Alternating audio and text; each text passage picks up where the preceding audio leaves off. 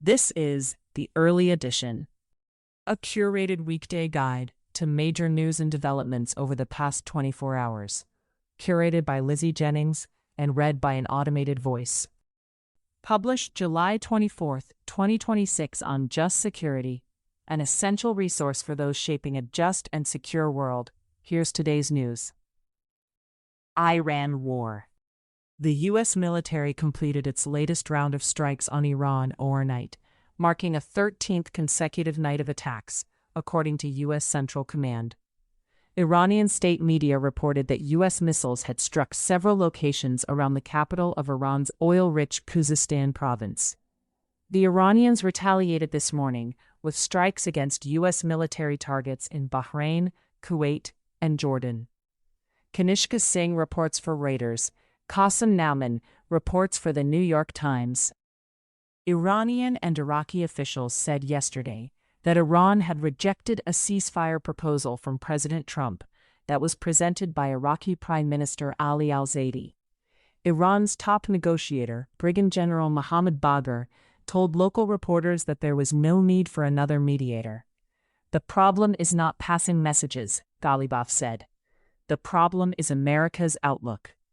Farnaz Fasihi and Erica Solomon report for the New York Times. Trump told Axios yesterday that he is considering restarting major combat operations in Iran, including strikes that would be bigger than those carried out during Operation Epic Fury. Trump stressed that he had not yet made a decision. Two U.S. officials confirmed that no new orders had been given to the military. Trump added that Israel would join in 2 minutes if I ask them to, but added that we don't need anybody to launch a new operation against Iran. Two of Iraq's border crossings were attacked yesterday during the latest round of U.S.-Iranian hostilities, according to officials and videos on social media verified by the New York Times. Iranian and Iraqi media outlets reported that U.S. airstrikes had struck a rest station for police officers at the Shalamcheh border crossing. In what appeared to be a retaliatory strike, the Abdali border crossing between Kuwait and Iraq was also hit yesterday afternoon. The Iraqi government has not issued a statement on either attack. James McManigan and Sanjana Varghese report. The United Kingdom said yesterday that its armed forces were ready to protect the country from any attacks after Iran's Islamic Revolutionary Guard Corps issued a warning over allowing U.S. bombers to fly from UK bases. Reuters reports. Iran war. Yemen. Trump yesterday promised major military punishment for Iran and its Houthi allies after the Houthis struck 2 Saudi oil tankers in the Red Sea, adding that the United States will hold Iran responsible for Houthi actions. The price of oil hit $100 a barrel yesterday for the first time since May, following the Houthi strikes. Kanishka Singh reports for Reuters. Max Barek, Sharon Hakim, and Farnaz Fasihi report for the New York Times. Gregory Svernosky reports for Politico. Iran flew IRGC commanders, military advisors, and missile and drone-related equipment into Yemen this month, according to 4 sources. 2 Iranian sources told Reuters that between 10 and 21 IRGC personnel, including senior commanders, were on a July 13 flight from Tehran to Yemen. A Houthi media official, who said he was aboard the plane, denied that Iran had sent military experts to Yemen, adding that all passengers aboard the plane were civilians. Maggie Michael and Parisa Hafezi report. Iran war. Other developments. The Defense Department yesterday lowered the number of casualties on its website from a total of 18 U.S. service members killed during the Iran war to 14. 3 military officials said that one reason for the change was that the Trump administration decided to remove the 4 service members killed last week from the total because their deaths occurred after Trump declared a ceasefire in April.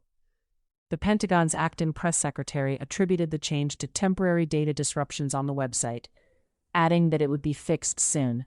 Helene Cooper, Laura Jakes, and John Ismay report for the New York Times. The House of Representatives yesterday voted a second time to direct Trump to end the war in Iran or seek explicit congressional authorization to continue it. The measure passed on a vote of 214 to 208. Soon after, Republicans blocked a similar measure from consideration in the Senate. Robert Jimison reports for the New York Times. Russia-Ukraine war. Ukraine's former defense minister, Mikhailo Fedorov, said yesterday that he has rejected Ukrainian President Volodymyr Zelensky's efforts to persuade him to rejoin the government in a different role. Zelensky had said earlier in the day that he had offered Fedorov the position of Deputy Prime Minister for Military Innovation. Hanna Arhirova reports for AP News. Israel-Hamas war. An Israeli airstrike yesterday killed 2 Palestinians in northern Gaza, medics said. Reuters reports. West Bank violence. 4 Palestinians and 1 Israeli were killed in a shooting incident in the occupied West Bank today, according to Israeli and Palestinian health officials. The Israeli military said it had been dispatched to the area, southwest of the Palestinian city of Nablus, after reports of an attack on Israeli civilians who were hiking there. Palestinian officials said Palestinians had been attacked by the Israeli civilians, and that 4 had been shot dead and 4 wounded by both civilians and Israeli soldiers. An Israeli military official said that an Israeli civilian yesterday killed 2 Palestinians in the occupied West Bank after they stabbed and wounded an Israeli during a dispute. The Palestinian Authority's official news agency WAFA said the military and settlers attacked a group of Palestinians from the village of Beit Farik as they were attempting to put out other global developments. Bangladesh President Mohammed Shahabuddin, a former ally of ousted Premier Sheikh Hasina, will resign today, his spokesperson told Reuters. The spokesperson did not give a reason for Shahabuddin's resignation, but 3 sources said the government had pressed him to step aside because of his long-standing ties to Hasina and after she announced that she planned to return to Bangladesh. Krishna N. Das and Ruma Paul report. International Criminal Court member states are set to vote today on whether to dismiss the court's chief prosecutor Karim Khan for alleged sexual misconduct.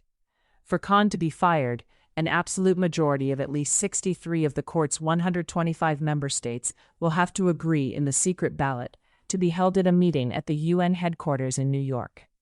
The vote is due around 3 p.m. 1900 GMT.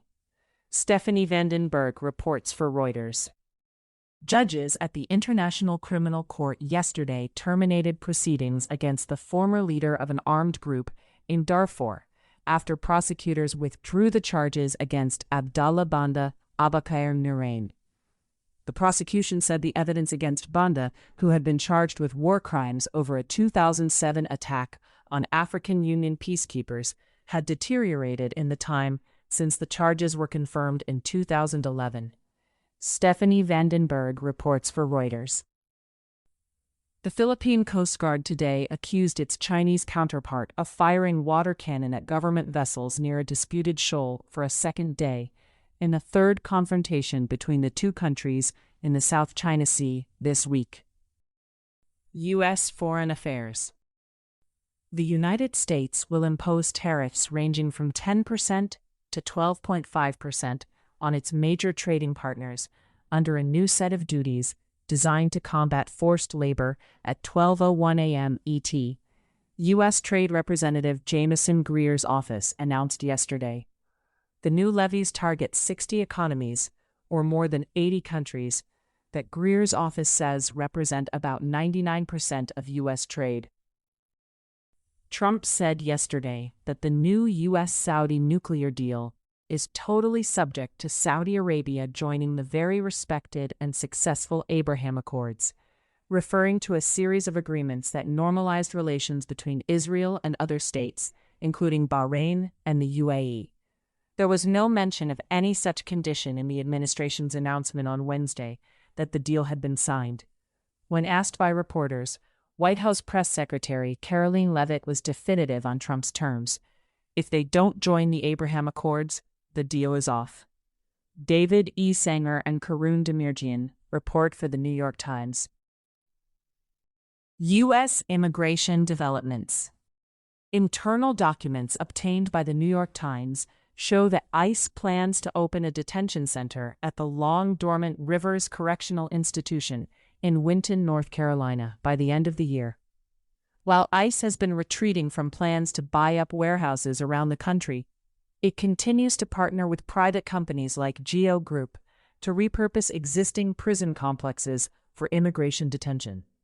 Eduardo Medina and Hamed Aliaziz report. U.S. domestic developments. A 51-year-old man stabbed 2 people near Central Park in Manhattan yesterday afternoon, the police said. The first victim was a 57-year-old Asian man, and the second victim was a 50-year-old Jewish man. It remains unclear what led to the midday attack, but Police Commissioner Jessica Tisch said that Raul Morales shouted Allahu Akbar as he attacked both men, according to witness accounts. Tisch added that his mental state might have played a role in the attacks, and said the department was evaluating whether the attacks had been intended as hate crimes.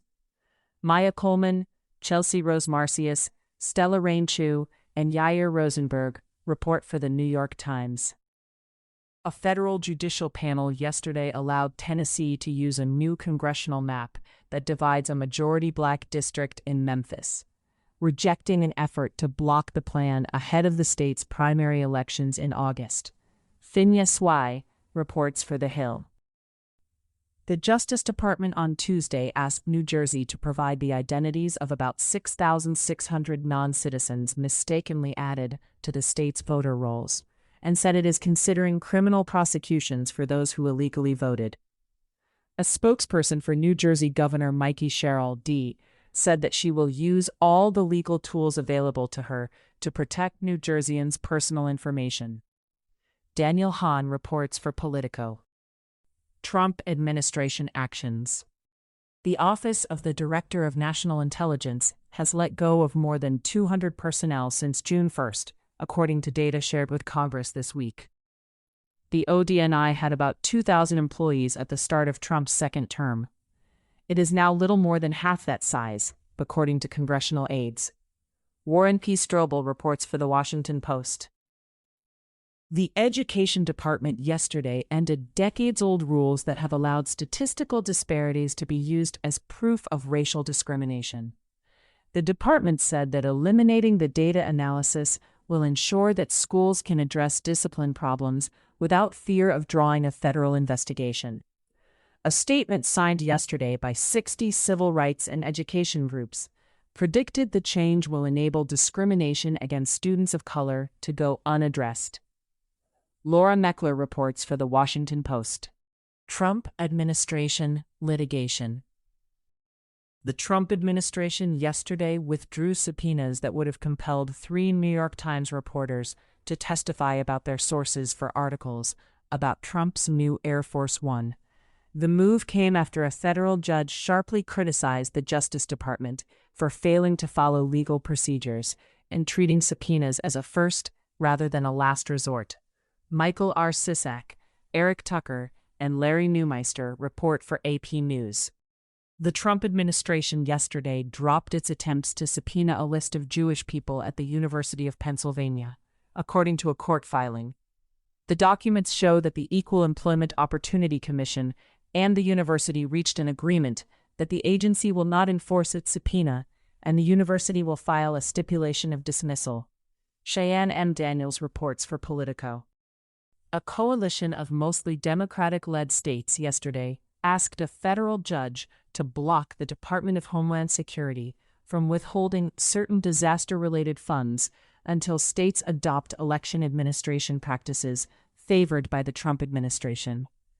DHS announced on July 10 that it would withhold 20% of FEMA grant awards meant to help states prepare for potential terrorist attacks and other threats, until those states submit plans to use equipment that accepts hand-marked paper ballots rather than electronic voting systems that use barcodes and QR codes to count votes. In case you missed it, yesterday on Just Security. When Civilian Infrastructure Becomes a Lawful Target, by Michael Schmidt. Genocide and Intent to Kill Revisited by Adil Ahmad Haq. No, Trump can't withhold anti-terrorism funds to pressure states to change their election rules, by Reed Shaw. Thank you for listening to Just Security's Early Edition today, July 24, 2026. If you enjoy listening, Just Security's analytic articles are also available in audio form on the justsecurity.org website. To stay up to date on Just Security's analysis of law, policy, and current events, go to justsecurity.org, subscribe to Just Security on Substack, and follow us on LinkedIn, Blue Sky, Facebook, Instagram, and Threads.